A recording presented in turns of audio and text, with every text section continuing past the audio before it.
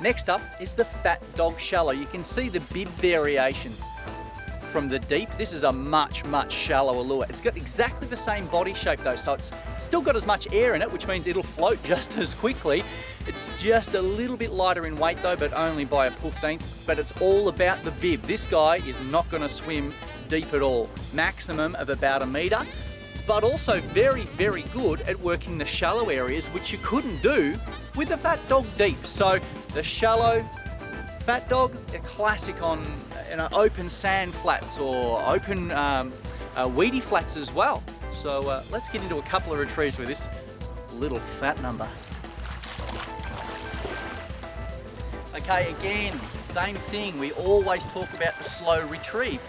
It's a classic. You cannot go wrong with it. These lures have inbuilt action. They're designed to have their own action. So you can tow them through any amount of water you like just with your handle. You don't need any rod tip retrieve action at all. But I'm going to put some in just so you know. Again, recapping, retrieves are all yours, folks. This is just a guide, just helping you out. Don't stress me out. Okay. So we pump this little guy out, and as I said, he dives to about 1 meter. So you can feel through the rod tip, you can feel if you wind and lift, feel it vibrating, but not half as much as the deep dog. And of course he floats very quickly. I can see him straight to the top. This is a classic for the hard body surface retrieve as well, which we did with the puppy dog before. You can do exactly the same with this. This actually probably works better because it floats a little higher. So it doesn't dive as deep, so you don't have to wait ages for it to come back up. So we'll do that one right at the end, but we've got just your standard slow retrieve there. But where I think the shallow Fat Dog comes into its own is with the shake and retrieve. It just gives it that little edge, just that little bit of wiggly, I'm alive but I'm hurt something, you know, just gives a little bit of that makes the fish go, yeah, I'm all over you, buddy. Pop him out there. Wind him down to about where you want him to be. I could have the rod tip up high here like this and still do the shake and retrieve. And I can see that. That's like literally inches under the surface. It is on the surface now. So you can make this guy swim anywhere from the surface to 1 meter down just by varying the angle of your rod tip. Really important. You can't just cast out and think about the lure and your, what your line's doing. Line management skills are important here as well, and work out how fast you're winding the handle and just leave your rod wherever it's over here somewhere. That's not going to work. You really need to take notice of where your where the angle of your rod is. You gotta know where it's at. You gotta know where it's at. You with me? Are you with me? Right. So pump him out there. Now this guy's got, because of the small bib, you can actually put quite a bit of pace on the retrieve here and he'll stay in.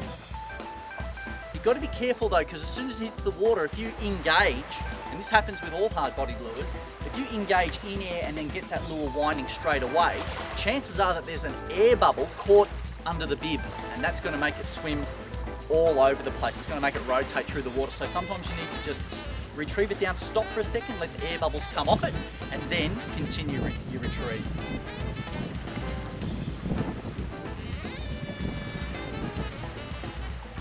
Now getting back to that surface hard-bodied lure retrieve, cast it out there, rod tip up nice and high for this one. I can see it sitting there on the surface, so essentially now it's a surface bait. And then just with a single pop, it just throws a little bit of splatter from the bib and dives down maybe, 10 mils or something, half an inch. Pop. And it just straight back to the surface, quick as you like. Like this is a good slow retrieve surface lure. You probably could get it to swim just under the surface if you were slow enough, like that there. That's how that's swimming back to me now.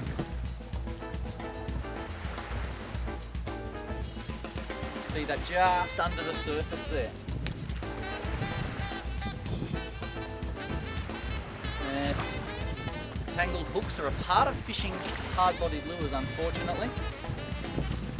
One thing that can help you to alleviate the tangling of your line around the hooks is a smooth cast, not a jerky fast cast, because that makes the lure spin through the air and it can rotate and catch your line. So a nice, gentle, smooth cast through the air, and it lands and you can engage, and as soon as I can feel that vibrating, I know it's swimming back, I can retrieve that cast effectively now. Slow roll, maybe with a couple of hops in there just to see if there's anything following, because the fish will see that lure from a distance and swim over to it and just investigate. But if it's just doing the same old methodic swim, they might go, nah, doesn't look like there's anything wrong with that guy, I won't attack him. But if then you put a jerk into it, ooh, they think, oh, he's a bit injured, I'll go and give him a crack, because they know that they can catch him.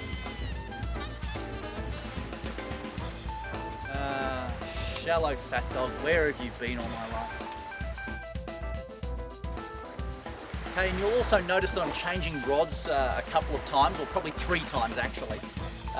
Right now I'm using the Mexican Racer because the 2 fat dogs are pretty weighty, so they need a little bit of stiff tip in the rod just to be able to project and throw them exactly where you want them.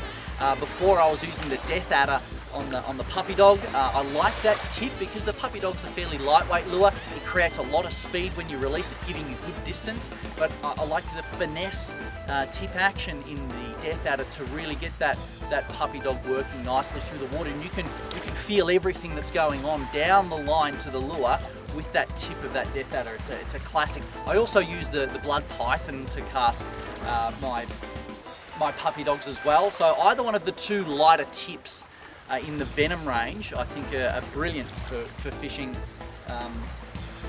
the puppy dog. But for the fat dogs, either the Tiger, which again is another stiff tip rod, or the Mexican Racer, you can't go too far wrong.